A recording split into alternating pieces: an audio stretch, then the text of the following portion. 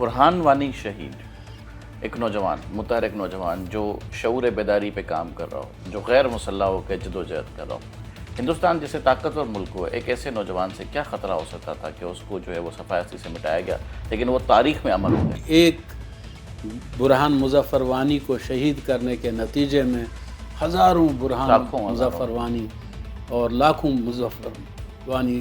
یہ جو بھارت کے مظالم ہیں یہ اقوام متحدہ اور انٹرنیشنل برادری کو کیا اس لیے بھی نظر نہیں ہے یا انہوں نے اپنی آنکھیں جان بوجھ کے بند کی کہ انڈیا جو ہے وہ اس وقت جو ہے ایک بہت بڑی تجارتی طاقت بھی ہے؟ مسئلہ کشمیر کیوں حل نہیں ہو سکا، اس میں پہلی وجہ تو اقوام متحدہ کا مفلوج ادارہ ہے۔ سر، آرٹیکل 370 کے سینکشن کے بعد سے وہاں پہ حالت میں کیا تبدیلی آئی ہے؟ ہندوستان ہی کے آئین کا حصہ ہیں، وہ اپنی تقدیر کا فیصلہ کرنے کی بات کر رہے ہیں۔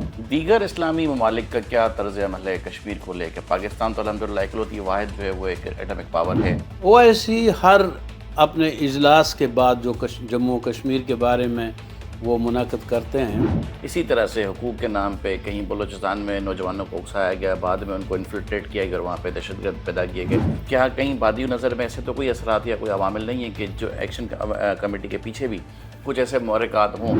کہ ہندوستان کی سوچ کیا ہے، اس کی فکر کیا ہے، مشرقی پاکستان میں مکتی باہنی کا کیا رول تھا۔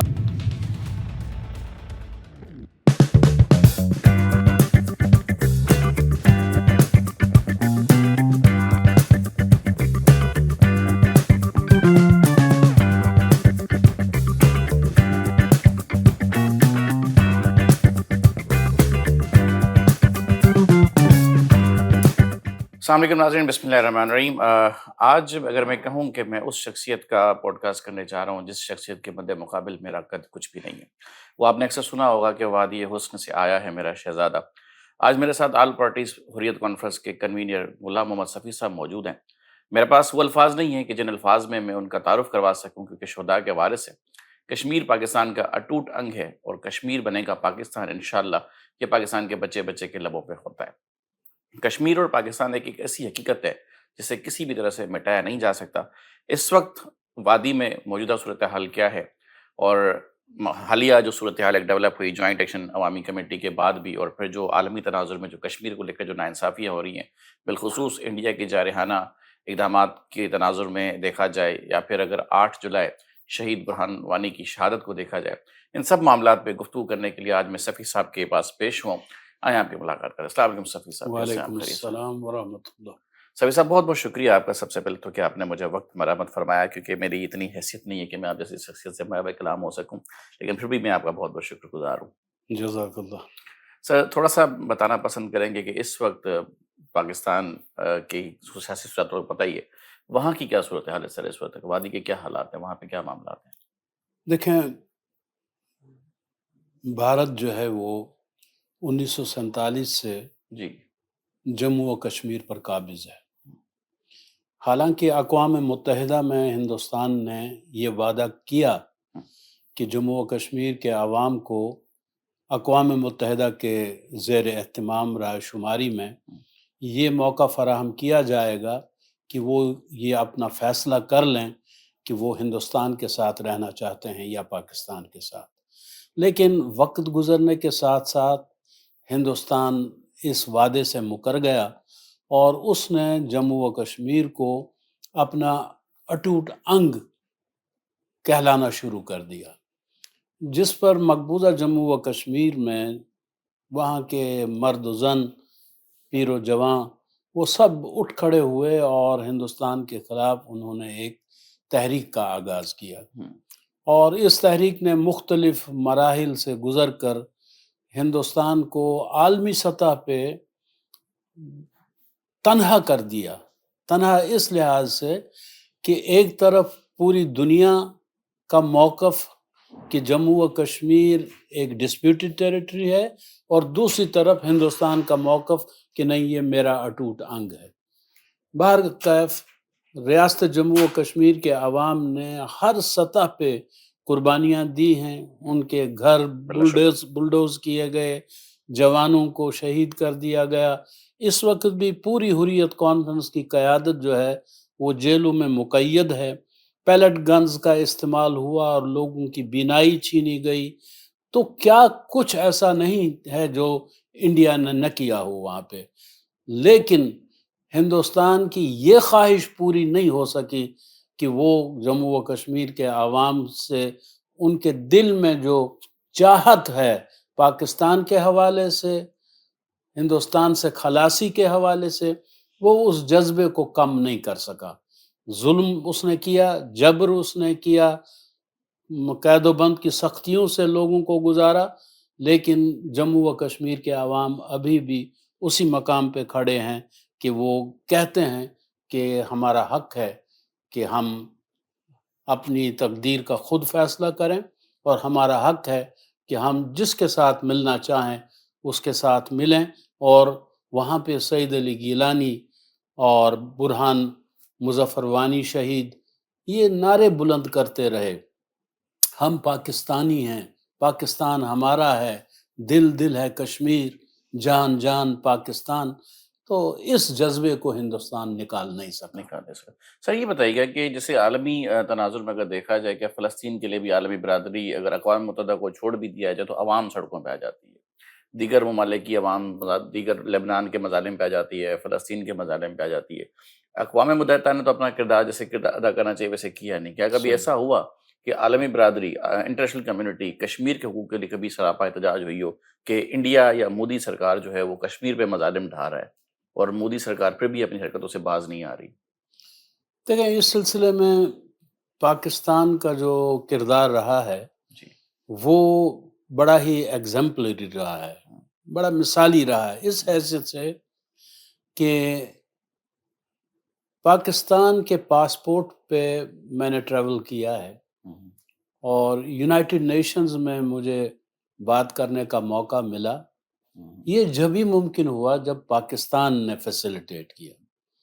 اسی طرح پاکستان جس انداز سے اقوام عالم کو موبیلائز کرتا ہے، خاص طور پر جب سے پاکستان سیکیورٹی کونسل کا ایک نان پرماننٹ ممبر بنا ہے، اس وقت سے لے کر آج تک مسلسل سیکیورٹی کونسل میں کشمیر کا مسئلہ اٹھایا جا رہا ہے، جنیوا میں کشمیر کا مسئلہ اٹھایا جا رہا ہے، OIC میں کشمیر کا مسئلہ اٹھایا جا رہا ہے، اور عالمی برادری کو اس جانب متوجہ کیا جا رہا ہے کہ ایک ایشو ہے جو 1947 سے لے کر آج تک یونائٹڈ نیشنز کے ایجنڈے پہ موجود ہے، اور جس کی وجہ سے ہندوستان اور پاکستان کے درمیان جنگیں بھی ہوئی ہیں، اور چونکہ دونوں ممالک نیوکلیئر ہیں، اس لیے اگر یہ مسئلہ حل نہیں ہوتا تو پھر ایک نیوکلیئر جنگ چھڑنے کا بھی خطرہ ہے، جس کے اثرات صرف ہندوستان اور پاکستان کے عوام پر نہیں پڑیں گے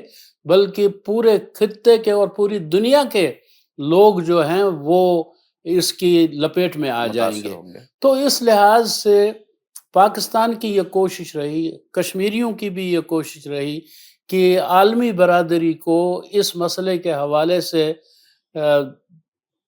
باخبر بھی کیا جائے اور ان کے اندر ایک تحرک بھی پیدا کر دیا جائے۔ یہ صحیح ہے کہ جس پیمانے پہ فلسطین کے حوالے سے لوگ نکلے ہیں اور غیر مسلم دنیا میں بھی لوگ بالکل ایسا نکلے ہی ہیں، ہے۔ جب ہم برطانیہ کی گلیوں میں دیکھتے ہیں یا ہم نیو یارک کی گلیوں میں دیکھتے ہیں تو نان مسلمز فلسطین کا جھنڈا لے کر اور فلسطین کی آزادی کے لیے وہ آوازیں بلند کرتے ہوئے نظر آتے ہیں۔ یہ ایک حقیقت ہے کہ اس لحاظ سے کشمیر کے مسئلے کو زیادہ پذیرائی نہیں ملی، شاید اس کی وجہ یہ رہی ہو کہ ہندوستان نے دنیا تک یہ خبر پہنچنے ہی نہیں دی کہ وہ کیا کر رہا ہے۔ اور یہ بھی ایک حقیقت ہے کہ یہ تو اب پاکستان جو ہے وہ عالمی برادری میں اس مقام کو حاصل کر سکا ہے، یہ جو امریکہ اور جی ایران کے الحمدللہ۔ درمیان جی ثالثی کا کردار پاکستان نے انجام دیا، اور شہباز شریف اور فیلڈ مارشل صاحب کا چرچا پوری دنیا میں ہونے لگا۔ یہ تو اب ایسا ہے کہ کشمیر کی بات جو ہے وہ سنی جا رہی ہے، اور اس سے قبل ہم یہ دیکھتے تھے کہ ہندوستان ہی کا چرچا ہوتا تھا، ہندوستان ظلم بھی ڈھا رہا تھا اور معصوم بھی بنا پھرتا تھا، مظلوم بھی بنا پڑتا تھا۔ مظلوم بھی بنا پھرتا تھا۔ تو اس لحاظ سے میرا اپنا یہ خیال ہے اور حریت کانفرنس کا یہ یقین ہے کہ جس مقام پہ پاکستان اس وقت ہے، امن کے ایک علمبردار کی حیثیت سے، بڑی طاقتوں کے درمیان صلح صفائی کرانے کے اعتبار سے، تو ہماری ریکویسٹ بھی ہوگی حکومت پاکستان سے بھی اور فیلڈ مارشل صاحب سے بھی کہ کشمیر کے حوالے سے بھی وہ کچھ اقدامات ایسے کریں جس کے نتیجے میں اس مسئلے کے حل کی راہیں بھی کھل سکیں۔ سر یہ بتائیے گا، کیا یہ جو بھارت کے مظالم ہیں یہ اقوام متحدہ اور انٹرنیشنل برادری کو کیا اس لیے بھی نظر نہیں ہے، یا پھر انہوں نے اپنی آنکھیں جان بوجھ کے بند کی کہ انڈیا جو ہے وہ اس وقت جو ہے وہ ایک بہت بڑی تجارتی طاقت بھی ہے، اس کا جو حجم ہے بزنس کا وہ پوری دنیا کے ساتھ تجارت بھی کر رہا ہے اور اس کی سرگرمیاں بھی ہیں اور اس کے اسٹیکس بھی ہیں، اور اقوام متحدہ میں بھی اس کی جو حیثیت ہے وہ تھوڑی زیادہ مؤثر ہے، تو کیا اقوام متحدہ یونائٹڈ نیشنز وہ بھی ان کے انڈیا کے زیر اثر ہیں کہ وہ بھی اس پہ اپنا جو کردار ادا کرنا چاہیے وہ نہیں کرتے؟ دیکھیں، اس میں حقیقت یہ ہے کہ اقوام متحدہ کے ہیومن رائٹس کمیشن یا ان کا جو کمشنر ہے اس کی 2 رپورٹس آئی ہیں اس کے آفس کی، جس نے اقوام متحدہ کی طرف سے ان دونوں رپورٹوں میں ہندوستان کا چہرہ بالکل بے نقاب کر دیا، کیا کیا مظالم ڈھا رہا ہے۔ تو اس سے یہ معلوم ہوا کہ ایسی بات نہیں ہے کہ اقوام متحدہ کو کچھ بھی پتہ نہیں ہے، بالکل جانتے وہ سب کچھ ہیں، لیکن مسئلہ کیا ہے؟ مسئلہ یہ ہے کہ جس اقوام متحدہ کی قراردادیں ہیں کشمیر کے حوالے سے کہ ان کے لوگوں کو یہ حق دیا جائے کہ وہ خود فیصلہ کریں اپنی تقدیر کا، قراردادیں موجود ہیں لیکن امپلیمنٹیشن نہیں ہے، ان قراردادوں کا نفاذ نہیں ہے۔ کوئی خاص وجہ اس کی یعنی آج تک جب ہم یہ دیکھتے ہیں کہ مسئلہ کشمیر کیوں حل نہیں ہو سکا، اس میں پہلی وجہ تو اقوام متحدہ کا مفلوج ادارہ ہے کہ ایک فالج زدہ ادارہ بن کے رہ گیا، یا تو کبھی ویٹو کسی نے کر دیا، یا پھر یہ کہ پاکستان ہندوستان کے مقابلے میں اس خطے میں وہ مقام نہیں رکھتا تھا، یا پھر یہ کہ خود کشمیری عوام ہندوستان کو ٹف ٹائم نہیں دے سکے۔ یہ بہت ساری چیزیں مل ملا کے قضیہ کشمیر کو اس مقام پہ رکھ رہی ہیں جہاں پہ وہ آج ہے۔ تو اگر مسئلہ حل کرنا ہے تو اس مفلوج ادارے کا یہ فالج زدہ حصہ جو ہے اس کا کچھ علاج کرنا پڑے گا۔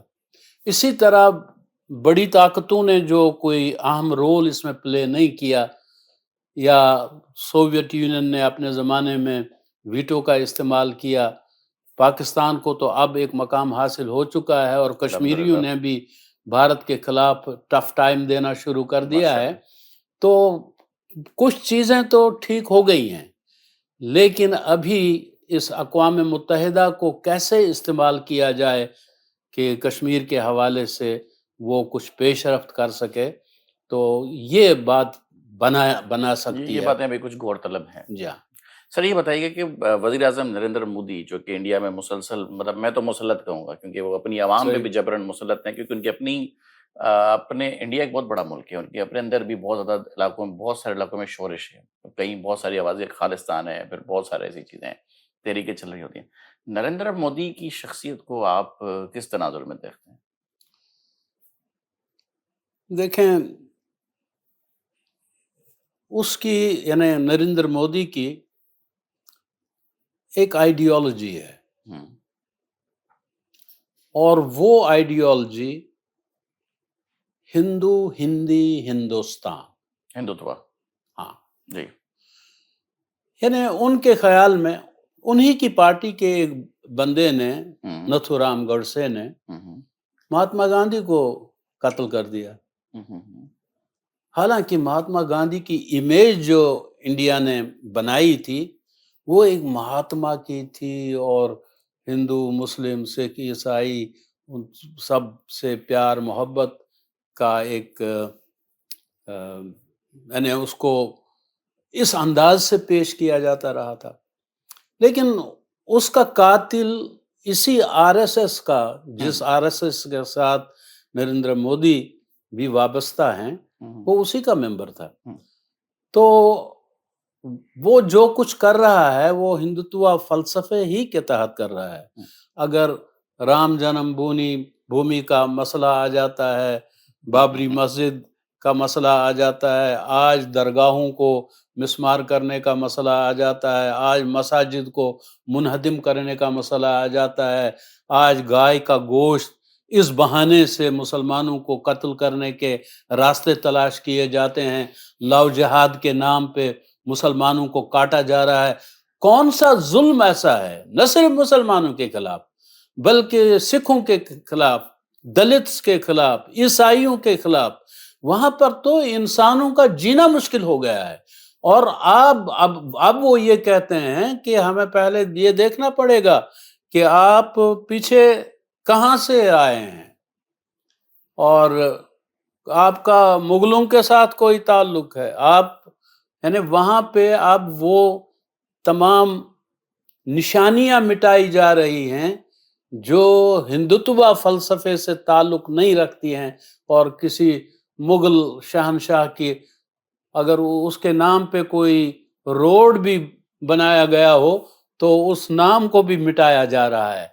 तो इस लिहाज से उनकी शख्सियत जो है वो कोशिश तो ये करते हैं कि दुनिया में खुद को पेश करें इस हैसियत से कि कोई बहुत बड़ी शख्सियत है, लेकिन जिस अंदाज से ट्रंप साहब ने उनका हुलिया बिगाड़ा है वो बहरहाल हर एक के लिए एक मिसाल है, एग्जाम्पलरी है। या सर, आर्टिकल 370 के सैंक्शन के बाद से वहां पे हालत में क्या तब्दीली आई है? देखें, आर्टिकल 370 हो या 35A हो, जिनको 5 अगस्त 2019 में इंडिया ने एब्रोगेट किया, उनका खात्मा किया, और जम्मू और कश्मीर का स्टेटहुड जो है वो खत्म किया, और अब स्पेशल स्टेटस खत्म किया। हाँ, तो वो एक हिंदुस्तान ही के आईन का हिस्सा हैं वो, और जम्मू और कश्मीर के आवाम किसी एक शिक को खत्म करने के हक में नहीं है, बल्कि हम तो हिंदुस्तान से मुकम्मल आज़ादी के हक में हैं और खुद अपनी तकदीर का फैसला करने की बात कर रहे हैं। लेकिन इसके बावजूद ये आर्टिकल 370 ये एक सेफ गार्ड था हमारे स्टेटहुड का भी। अलग परचम कश्मीर का था, अलग असेंबली जम्मू कश्मीर की थी, लेजिस्लेचर हमारा अलग था। तो हिंदुस्तान के मुकाबले में हम एक अलग रियासत थे। हिंदुस्तान में बेशुमार रियासतें हैं, बिल्कुल हैं। तो जम्मू कश्मीर भी एक स्टेट की हैसियत से वहां पे मौजूद थी। हालांकि उससे कबल हमारा अपना सदर भी हुआ करता था, हमारा अपना वजीर आजम भी हुआ करता था। 1953 में वो खत्म किया इंडिया ने।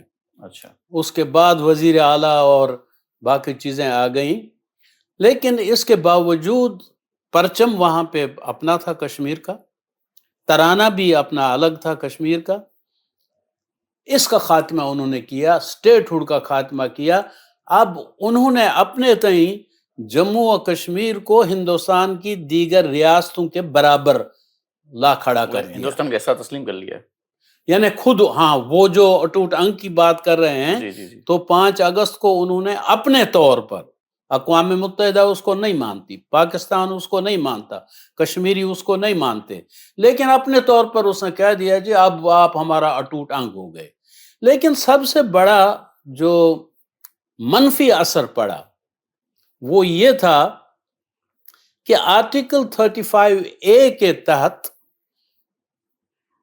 جموں و کشمیر میں کوئی غیر ریاستی باشندہ، ہندوستان کا کوئی فرد، وہ زمین نہیں خرید سکتا تھا، وہ وہاں ملازمت نہیں کر سکتا تھا، وہاں کا باشندہ نہیں بن سکتا تھا، وہ الگ تھے، ہم الگ تھے۔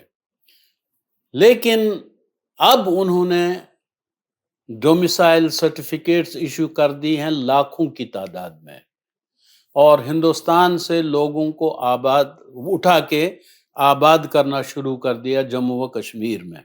اب وہ ووٹر کی حیثیت سے بھی درج ہو گئے۔ اب جو حکومت بنے گی مقبوضہ جموں و کشمیر میں، اس میں ہندوستان کے وہ باسی بھی اس میں ایز ووٹرز استعمال ہوں گے۔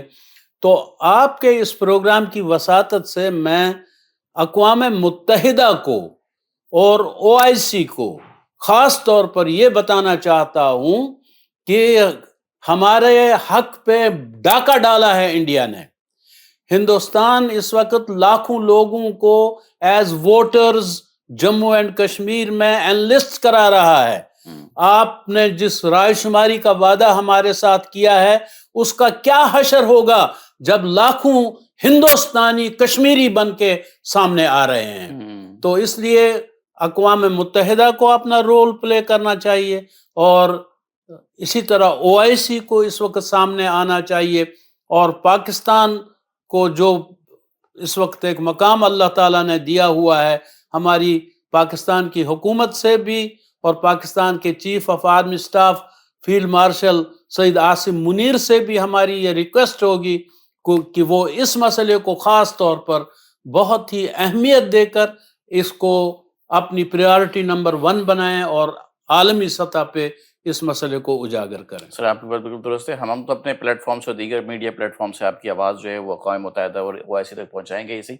دیگر اسلامی ممالک کا کیا طرز عمل ہے کشمیر کو لے کے؟ پاکستان تو الحمدللہ اکلوتی واحد جو ہے وہ ایک ایٹمک پاور ہے، اور ہمارا اور آپ کا ساتھ تو مطلب لا الہ الا اللہ کا ہے، ٹھیک ہے؟ بے شک۔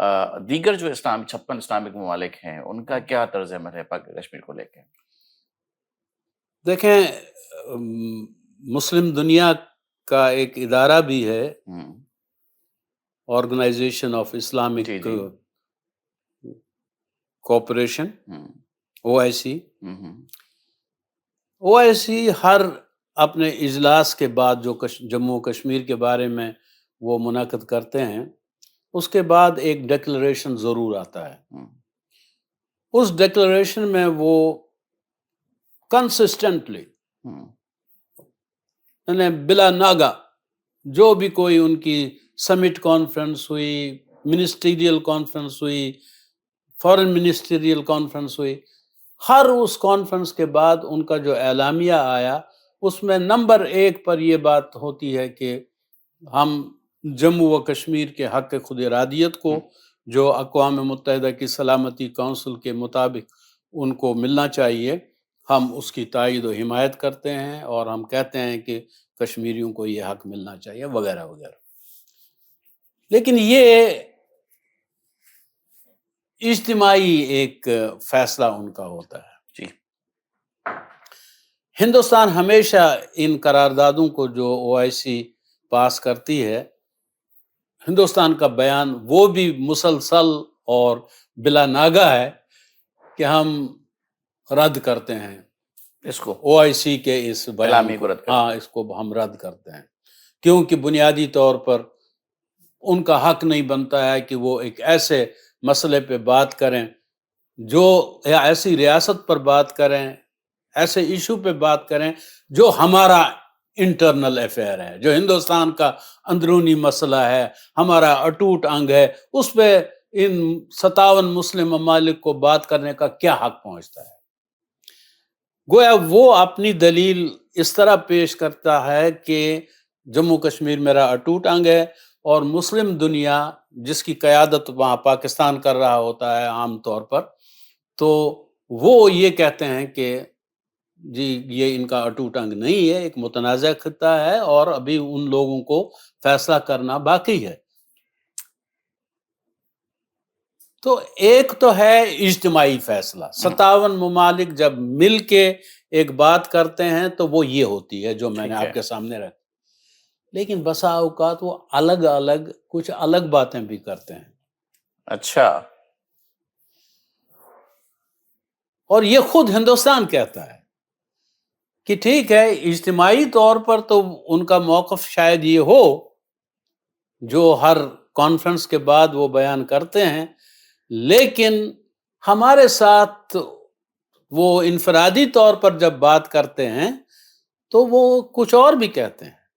ٹھیک، تو اس لحاظ سے ہماری یہ گزارش ہوگی کہ او آئی سی کے بارے میں جو تاثر انڈیا دنیا کو دینا چاہتا ہے کہ یہ مختلف چہروں کے ساتھ سامنے آتے ہیں، تو اس امیج کو چاہیے او آئی سی کو کہ وہ یہ امیج جو ہے اس کا سدباب کرے۔ ہاں اس کا سدباب کرے اور ایک چہرے کے ساتھ وہ آئے۔ مسلمان ایک ہی چہرہ لیے ہوئے ہوتا ہے، اس کے کئی چہرے نہیں ہوتے۔ اور اپنے اپنے ذاتی جو انڈیا کے ساتھ تعلقات ہیں، چاہے وہ تجارتی ہیں، سفارتی ہیں، ان سب کو لے کر کشمیر کے مسئلے کو متنازع نہ بنایا جائے، آپ یہ کہنا چاہتے ہیں؟ بالکل صحیح۔ سر آپ کا وقت بہت قیمتی ہے، میں ذرا بڑا مختصر سے آپ کی طرف اس طرف آؤں گا۔ یہ ابھی جو حالیہ کشمیر میں ایک شورش، ابھی حالیہ شورش ہے، اس سے پہلے یہ عوامی حقوق کی ایک تحریک اٹھی تھی، جوائنٹ عوامی ایکشن کمیٹی JAAC جو ہے۔ ابھی اس میں جو کچھ مطالبات ہیں وہ تو ہم بھی بطور صحافی کافی ٹائم سے ہم اسٹڈی کرتے آ رہے تھے، اور اس وقت ہم نے بھی دیکھا کہ پاکستان میں بھی لاسٹ ریسنٹلی کسی گورنمنٹ آئی تھی جو انقلاب کی حامی تھی، جو عوام کو سول نافرمانی پہ اکسا رہی تھی، بجلی کے بل بھی پھاڑ رہی تھی، اور اشیاء خرد و نوش اور بجلی کی قیمتوں میں کمی لانے کے لیے لوگوں کو سڑکوں پہ لانا چاہتی تھی۔ اس وقت کشمیر ایک مثال بن گیا، مثالی ایگزامپلری چیز بن گیا نا، کہ کشمیر نے اپنی قیمتیں 3 روپے فی یونٹ مقرر کرا لی، آٹے گندم کی جو ہے وہ قیمتیں نیچے آ گئیں۔ ان سب چیزوں کے چلتے چلاتے سر اچانک سے چند ایسے ایجنڈے، ایسی باتیں سامنے آتی ہیں جہاں سے ایسی کوئی بو آنے لگتی ہے کہ کوئی سازش ہو رہی ہے۔ آپ اس پہ کیا کہتے ہیں؟ دیکھیے آپ نے بالکل بجا فرمایا۔ ابتدا میں جب یہ تحریک شروع ہوئی جی جی، تو یہ حقوق کی تحریک تھی، وہ بڑے بنیادی بیسک حقوق تھے۔ جی ہاں، اور ہم نے بھی یہ بات کہی کہ حریت کانفرنس نے، حالانکہ ہم آزاد کشمیر اور پاکستان کی پولیٹکس میں انڈلج نہیں ہوتے، کیونکہ ہماری خواہش یہ ہے کہ آزاد کشمیر کی تمام پولیٹیکل پارٹیز، ریلیجس پارٹیز، اسی طرح پاکستان کی ریلیجس اور پولیٹیکل پارٹیز وہ کشمیر کاز کی پشت پہ رہیں۔ اگر ہم کسی ایک پارٹی کے ہو کے رہ گئے تو پھر ہم اپنے کاز کی مقصد اس چھوڑ طرح جائیں گے۔ اس کو آگے بڑھانے میں اور اجاگر کرنے میں کامیاب نہیں ہو سکیں گے۔ تو ہم نے ابتدا میں ہی یہ کہا کہ یہ بہت سارے مطالبات جو ہیں یہ بڑے جائز مطالبات ہیں اور حکومت کو اس پہ کان دھرنا چاہیے۔ لیکن پھر ہم نے یہ دیکھا کہ اس میں مہاجرین کی سیٹوں کے خاتمے کا مسئلہ آ گیا، کبھی کسی نے یہ مطالبہ بھی کر دیا جی یہ پاکستان کا حلف جو لیا جا رہا ہے وزارتیں اور وزارت عظمیٰ اور صدر بننے کے حوالے سے، تو اس کا خاتمہ ہونا چاہیے۔ تو نئی نئی چیزیں اس میں جو شامل ہو گئیں جو آئین سے تعلق رکھتی تھیں، قانون سے تعلق رکھتی تھیں، تو ہم نے بجائے اس کے کہ ہم کوئی کنٹروورسی پیدا کر دیتے، ہم نے صاف طور پر یہ کہا کہ آئینی اور قانونی جتنے بھی مسائل ہیں ان کو آئینی اور قانونی طور پر ٹیکل کیا جانا چاہیے، ان کو سڑکوں پہ آ کے آپ حل نہیں کر سکتے۔ اسی طرح ہم نے حکومت پاکستان سے بھی، حکومت آزاد کشمیر سے بھی یہ بات کہی کہ قوت کا استعمال نہ کیا جائے، مکالمے کے ذریعے، مذاکرات کے ذریعے دیکھا جائے کہ کیا چیزیں ایسی ہیں۔ آپ نے تو ویسے بھی 3 روپیہ یونٹ دے کے آپ نے مثال ہی قائم کر دی، تو وہ تو شاید 15 روپے پر بھی راضی ہو۔ ہاں، تو اب اگر آپ نے اتنی رعایت دی ہے ان کو اور بھی آپ آؤٹ آف وے جا کر اکوموڈیٹ کرنا چاہتے ہیں، ان کو اکوموڈیٹ کر رہے ہیں، تو پھر ان معاملات میں بھی آپ کو دونوں اطراف کو ہم نے کہا کہ مذاکرات کا راستہ اختیار کریں، جائز مطالبات جو ہیں وہ حکومت بھی تسلیم کرے اور باقی قانونی اور آئینی طریقہ جو ہے وہ اختیار کیا جائے. لیکن ہم پوری جوائنٹ عوامی ایکشن کمیٹی کو تو نہیں کہیں گے، البتہ کچھ لوگ ان میں لگتا ہے ایسے ہیں جو اس پوری تحریک کو سبوتاژ کرنے پر تلے ہوئے ہیں، اور جو کچھ عوام کو حاصل ہونا تھا وہ اس میں روک بن رہے ہیں اور رکاوٹ بن رہے تو ہیں. سر ایسا کیا کچھ ایسا اپنے طرز عمل کے نتیجے میں کبھی فوج کے خلاف بات کرتے ہوئے، کبھی پاکستان کے خلاف بات کرتے ہوئے. تو یہ ایجنڈا تو ابتدا میں نہیں تھا، یا ممکن ہے شروع سے ہی یہ ایجنڈا رہا ہو لیکن ہمیں ہی اس کا علم نہ ہو. لیکن جو بادی نظر میں جو کچھ سامنے آ رہا تھا وہ یہی تھا کہ حقوق کی ایک تحریک ہے اور اس کا ساتھ دیا جانا چاہیے. لیکن اب جس انداز سے وہ کچھ لوگوں نے اس کو ہائی جیک کیا ہوا ہے، ایک تو یعنی پاکستان کے خلاف جو باتیں کی جا رہی ہیں تو وہ قابل قبول نہیں ہے. اور خاص طور پر ہم یہ بھی کہیں گے کہ یہ جو مقبوضہ کشمیر اور آزاد کشمیر کے درمیان ایک تفریق پیدا کی جا رہی ہے، پھر پاکستان اور کشمیر کے درمیان جو تفریق پیدا کی جا رہی ہے، یہ کسی بھی صورت میں قابل قبول نہیں ہے. سر کیا ایسا ممکن ہے یا کوئی ایسے کوئی اندیشے، آپ ظاہر ہے آپ کا ماشاءاللہ وسیع تجربہ ہے، نظر بھی ہے، جیسے پاکستان کے دیگر علاقوں میں بھی اسی طرح سے حقوق کے نام پہ کہیں بلوچستان میں نوجوانوں کو اکسایا گیا، بعد میں ان کو انفلٹریٹ کیا گیا، وہاں پہ دہشت گرد پیدا کیے گئے اور پاکستان کو نقصان پہنچایا گیا. کیا کہیں بادی نظر میں ایسے تو کوئی اثرات یا کوئی عوامل نہیں ہیں کہ جو ایکشن کمیٹی کے پیچھے بھی کچھ ایسے محرکات ہوں جنہوں نے پہلے عوام کے دلوں میں جگہ بنائی ہو، دل جیتے ہوں، حقوق کی بات کی ہو، اب وہ اس ایجنڈے پہ آ گئے ہیں کہ پاکستان اور کشمیر کے بیچ نفرت کا بیج بویا جائے؟ اب اس میں جو خطرہ اور خدشہ ہے وہ یہ کہ دیکھیں، ہندوستان اس پوری صورتحال کو اپنے حق میں کیش کر رہا ہے. وہ بینیفیشری ہندوستان ہے. ہاں، تو اس لیے آزاد خطے میں بسنے والے لوگوں کو بھی، پاکستان کو بھی، وہ جس کا نام انڈیا دے رہا ہے کہ جو آپریشن سندور ہم نے شروع کیا تھا پاکستان کے خلاف، وہ سندور 1 تھا. اچھا. ابھی جو آزاد کشمیر میں، کیونکہ آزاد کشمیر گلگت بلتستان بھی ہمارا حصہ ہے یعنی انڈیا کا، اور ہمیں اس کو حاصل کرنا ہے، تو ہم اس کو جوائنٹ عوامی ایکشن کمیٹی کو وہ کہتے ہیں اپنا، وہ ہماری اپنی ہے. تو ان کے ذریعے ہم آپریشن سندور 2 لانچ کیے ہوئے ہیں، اور ہمیں یقین ہے کہ ہمیں اپنی فوج وہاں نہیں بھیجنے کی ضرورت پڑے گی. مزید نہیں کروانے. تو وہاں پہ ہمارے لوگ موجود ہیں، وہ ہمارے ہی لوگ ہیں، آزاد کشمیر میں بسنے والے لوگ، کیونکہ وہ ہماری ریاست ہے، اس پر پاکستان نے قبضہ کیا ہوا ہے. تو اس لیے یہ آپریشن سندور 2 ہے. تو اس کو ہمیں پیش نظر رکھنا چاہیے کہ ہندوستان کی سوچ کیا ہے، اس کی فکر کیا ہے، مشرقی پاکستان میں مکتی باہنی کا کیا رول تھا. تو وہ چیزیں بھی ہمارے پیش نظر ہونی چاہیے. اور اسی طرح جو یادیو صاحب، کلبھوشن یادیو، تو وہ بھی کسی ملک کے ساتھ اور وہاں کی نیوی کے ذمہ دار رہے ہیں، افسر رہے ہیں. تو وہ کیا کرنے کے لیے یہاں آئے ہوئے تھے، کیا کارنامے انجام دیکھ کے وہ اب قید و بند کی سختی برداشت کر رہے ہیں. تو اس ساری صورتحال پہ پاکستان کو اور آزاد کشمیر کو اور مقبوضہ کشمیر کے لوگوں کو نظر رکھنی چاہیے. سر میرا خیال ہے کہ مودی کو اپنے رافیل گروانے کے بعد اگر وہ اس حالت پہ پہنچ چکا ہے کہ پاکستان کے ایسیٹس کو پاکستان کے خلاف استعمال کرے، تو میرا خیال ہے کہ اس وقت لڑنے کی وجہ صلح کر لینی چاہیے. میں دوسرا سوال کروں گا سر آپ سے، مجھے یہ بتائیں پاکستان کی جو سیاسی جماعت ہے ایکس وائی زی، ان سب کا آپ کے ساتھ کیا رویہ ہے، کیا بیہیویئر ہے، کیا تعاون ہے؟ یہ اللہ کا بہت بڑا فضل ہے کہ ساری پاکستان کی جماعتیں، مذہبی جماعتیں، سیاسی جماعتیں کشمیر کاز پر ہمارے ساتھ وابستہ ہیں. ماشاءاللہ.